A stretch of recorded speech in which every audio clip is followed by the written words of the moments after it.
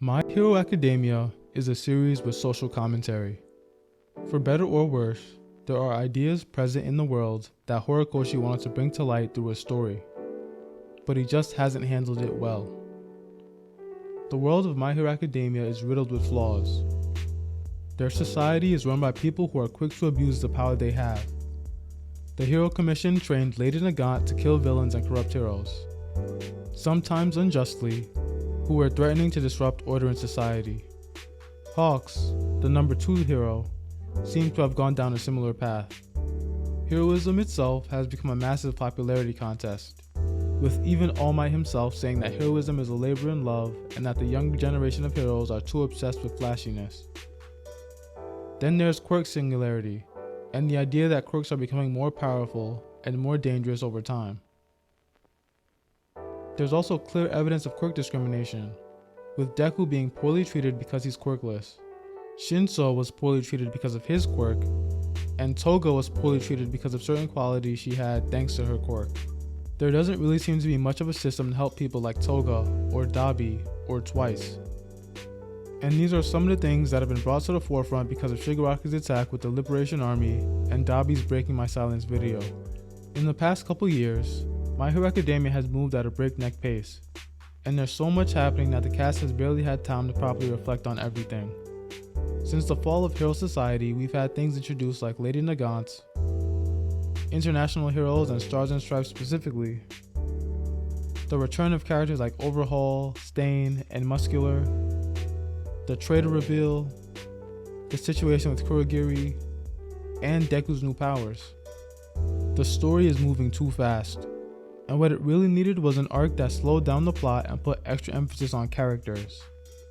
And that's what makes the Dark Hero arc so disappointing.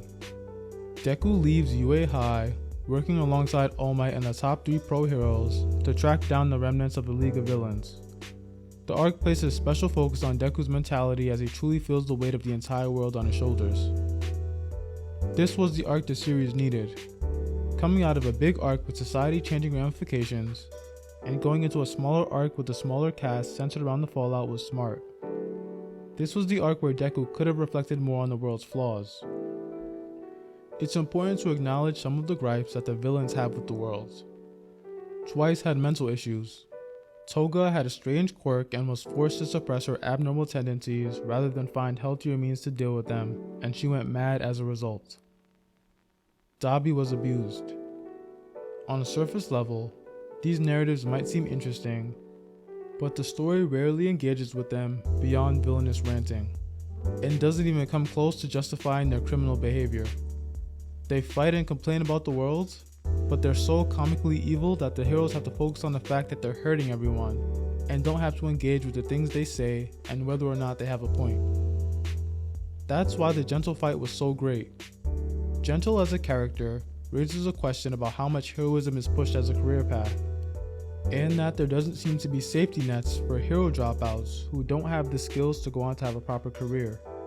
He offered a genuine critique of the world, and he wasn't so evil that Deku could simply disregard it. This is the one time in the story that Deku had to actually engage with the fact that Hero Society had let someone down, and it's one of the best conflicts in the story as a result. This is why the Dark Hero arc was such a missed opportunity. Have him engage with everyday less evil people who society has let down. Deku should have explored Japan, witnessed its dark underbelly, and slowly understood the flaws that society had barely patched up.